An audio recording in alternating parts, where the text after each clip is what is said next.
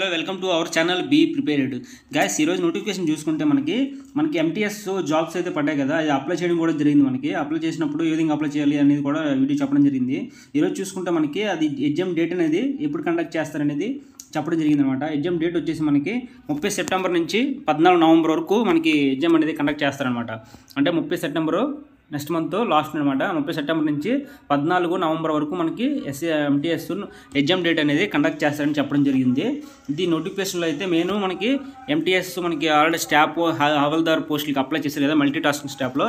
అది non technical పోస్టులకి దానికి 2024 ఫ్రమ్ 30 సెప్టెంబర్ నుంచి మనకి 14 నవంబర్ వరకు మధ్యలో మనకి ఎగ్జామ్ డేట్ అనేది కండక్ట్ చేస్తారు, ఎగ్జామ్స్ అనేది కండక్ట్ చేస్తారనమాట. ఇంకోటి ఏంటంటే బెనిఫిట్ ఏంటంటే ఒకవేళ ఎవరైనా రాంగ్ అప్లై చేసాము, ఏమైనా తప్పులు అప్లై చేసాం అనుకుంటే కరెక్షన్ డేట్ కూడా ఇవ్వడం జరిగింది. మనకి ఆగస్టు 16 నుంచి 17 వరకు ఈ 2 డేట్లలో మనము 17 లాస్ట్ వరకు 11 గంటల వరకు మనకి ఏమైనా కరెక్షన్స్ ఉంటే చేసుకోవచ్చు అనమాట.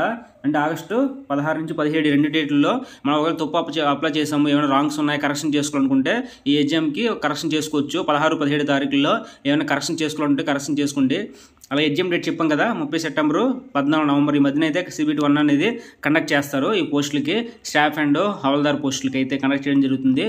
ఇది నోటిఫికేషన్ అయితే మెయిన్ కరెక్షన్స్ ఏమైనా ఉంటే కరెక్షన్ చేసుకోండి. అది రాంగ్గా పెట్టాము, ఏమైనా కరెక్షన్ చేసుకోవాలి, పేమెంట్ అనేది రాంగ్ పడింది లేదా నేమ్ అనేది రాంగ్ పడింది అలా అనుకున్న నేను పోస్టులు ఏమి చేంజ్ చేసుకోవాలనుకున్న వాళ్ళు ఈ ఆగస్టు 16, 17 తారీఖుల్లో మీరు నోటిఫికేషన్లో ఒకసారి మీ ఫామ్ని ఎడిట్ చేసుకొని కరెక్షన్స్ ఏముంటే కరెక్షన్ చేసుకొని మళ్ళీ అప్లై చేసుకుంటారని కోరుకుంటున్నాను. అది నెక్స్ట్ వీడియో ఏ విధంగా కరెక్షన్ చేసుకోవాలి కూడా చెప్పడం జరుగుతుంది. Please subscribe, please support guys.